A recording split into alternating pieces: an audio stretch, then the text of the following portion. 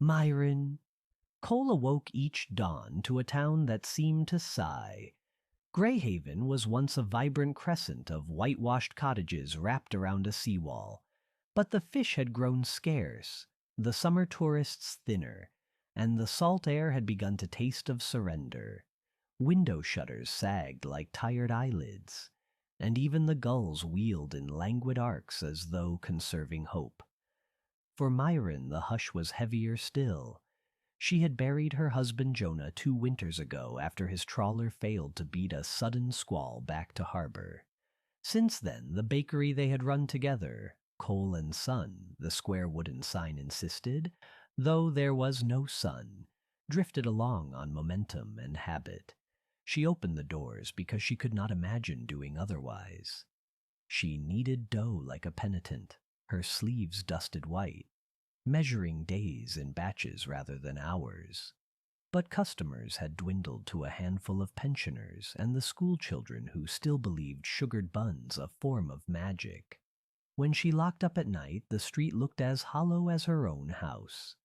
One raw March morning, gale clouds pressing low over the roofs, Myron climbed into the bakery loft to hunt for a carton of twine. She needed to tie the month's last loaves, offerings for the market stall that only sometimes covered the power bill. The loft smelled of dry yeast and cobwebs. She rummaged through crates until her knuckles brushed something softer than twine, a leather-backed journal, the cover cracked like old toffee. She recognized it instantly, her grandmother's recipe book missing since the funeral 10 years earlier. Grandma Lawin had baked before dawn, humming Cornish lullabies that mingled with cinnamon. People used to claim she could coax sweetness out of seawater. Myron pressed the volume to her chest, surprised by the sting of gratitude. Downstairs, rain tattooed the shutters. That night, instead of collapsing into the cold half of her marriage bed, she lit a lamp at the kitchen table and turned the brittle pages.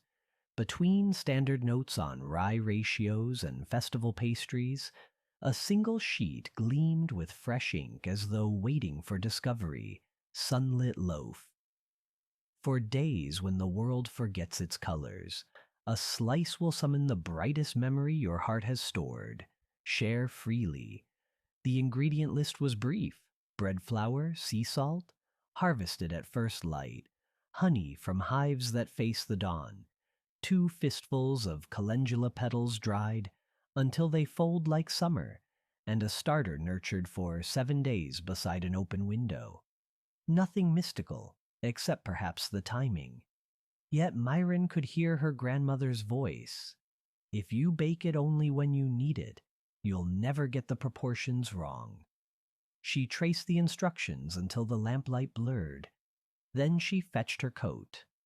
Outside, the storm had slackened to a mist and the tide was breathing out. She stepped barefoot onto the beach because the page requested it, scooping damp crystals where the waves left a lace of foam. When the sun shouldered up hours later, she was still attending to small rituals, breaking comb from the half-wild hives Jonah once tended, hanging calendula near the oven mouth, singing a wordless tune she scarcely remembered learning. The dough rose like a living thing. As she scored the top, a ribbon of honey pooled into the cut, pooling in the shape of coastline. The loaf emerged burnished gold, freckled orange by the petals. Its scent spread through the shop in slow, coaxing spirals. Myron let it cool only an instant before slicing off the heel. Steam curled against her cheek. She bit. Sweetness flooded her tongue. But what dazzled her came from behind her eyes. She was 9 again, clinging to the prow of her father's boat as it skipped across a sapphire reach, sun pouring onto the deck in molten sheets. Her mother laughed from the stern, hair a pennant in the wind. In that memory she felt limitless, certain the sea was a playground built strictly for her delight.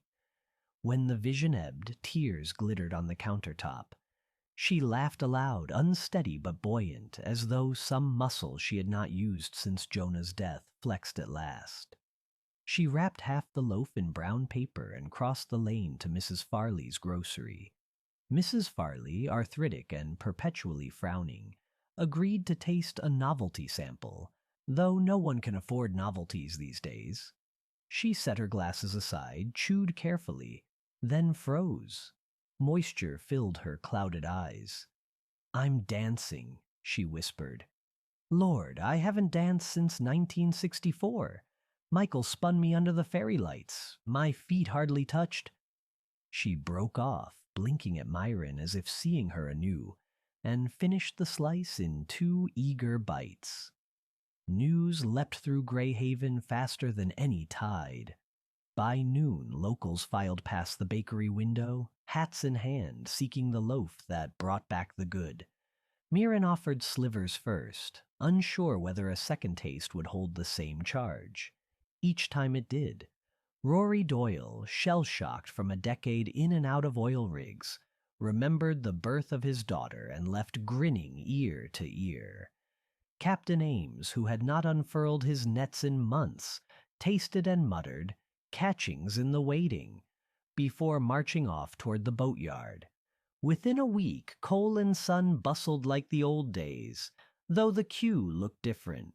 People lingered in clusters after buying their bread, swapping stories of what they'd seen: wedding veils, cricket victories, the first lick of ice cream on a blistering August afternoon. Children begged parents to describe lives that sounded brighter than cartoons. Laughter began threading through streets once thick with silence. Prosperity followed softly, like a cat that had wanted only a gentle whistle. Fishermen returned to sea, nets heavy with silver flickers because they believed again in bounty. Artists set easels along the pier, capturing sunlit angles that had somehow been suppressed by fog. Visitors from neighboring towns came to test the rumor of a loaf that replayed your happiest reel, and while they were here they booked rooms, ordered chowder, bought postcards. Yet not everyone approved. Councilman Tewksbury, who prided himself on pragmatism, declared at a town meeting that the bread undermined civic sobriety. "Recollections," he sniffed, "are private property. Why meddle with the mind's natural filing system?" He proposed a levy on all enchanted products. The chamber laughed him off the lectern, but Mirren noted the flint in his gaze. More troubling was her own depletion. The sunlit loaf demanded dawn ingredients and a 7-day starter refreshed nightly. As orders swelled, she slept little, hands pocked red from heat. Still, she could not deny anyone. If the town was healing, wasn't that worth her fatigue? She hired 2 teenagers after class, but the heart of the recipe, singing to the dough, whispering gratitude during the need, felt too intimate to delegate. One Sunday near the cusp of summer, she found herself staring at a fresh tray, unable to recall whether she had added salt. Panic fluttered. She leaned on the counter until the bakery stopped tilting. When she looked up, a stranger stood in the doorway. "I'm Pascal Reed with the Herald." He flashed a press badge. "People say you sell nostalgia by the slice. May I verify?" Interview requests had trickled in, but she dodged them. Something about publicity felt ill-mannered, turning her grandmother's gift into ticker tape. Yet exhaustion softened her wariness. If a broader market meant she could train others, perhaps the work would become sustainable. She cut a modest piece, passed it across. Pascal closed his eyes at first chew, notebook slackening. Suddenly he laughed, a sound like a stone skipping water. "My kid," he said. First wobbling steps across the kitchen tiles, diaper sagging low, arms pitched forward like a tiny drunken sailor. "I haven't replayed that in years, and now it's crystal, right down to the pattern on the bowls in the sink." He finished the bread reverently. "Greyhaven's found itself an ark." The article appeared 2 days later. "The Baker Who Cures Blight with Butter and Magic." Photographs showed Mirren mid-smile, flecks of flour on her cheek. Overnight, cars packed the coast road. Musicians set up on corners. Hawkers sold memory muffins of dubious pedigree, and every room in the inn booked through autumn. Myron hired 3 more assistants, including a quiet carpenter named Callum who built extra work tables before dawn, then shyly offered to mop floors. The rhythm of the bakery adjusted, a new symphony of footsteps and rising dough. If Mirren felt a flicker of connection when Callum brushed flour off her sleeve, she told herself it was simply gratitude wearing another face. Amid the boom, Councilman Tewksbury revived his warnings. What if recollections grew addictive? What if people ceased forging new joys, content to binge the old ones? He arranged for a chemist to analyze the loaf.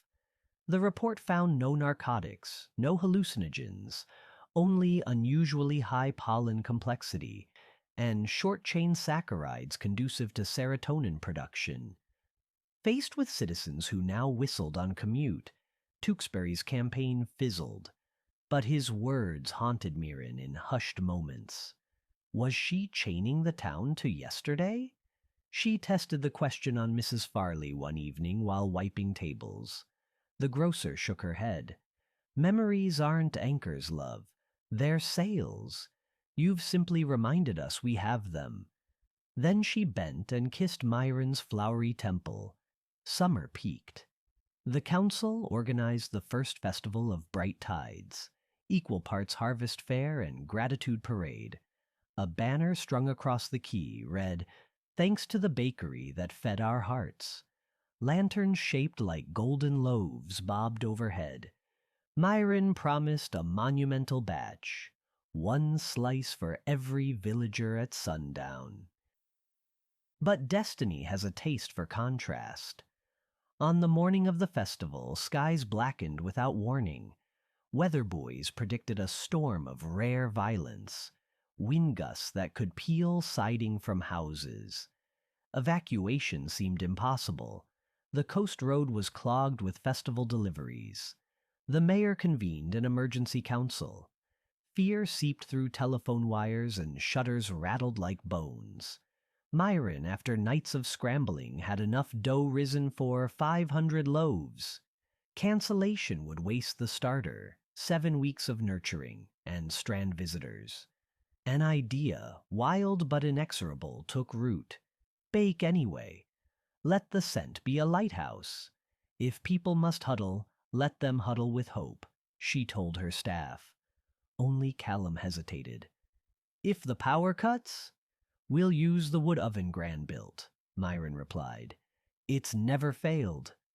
Rain hammered the roof like fists. They stoked the brick hearth until its maw glowed. Smash of thunder. The first tray slid in, petals sizzling where honey dripped. Myron led the crew in song, one of Gran's croons none of them knew but joined clumsily. Outside wind screeched. Tiles lifted off distant roofs. Yet a ribbon of aroma slipped through the bakery vents, weaving down the street.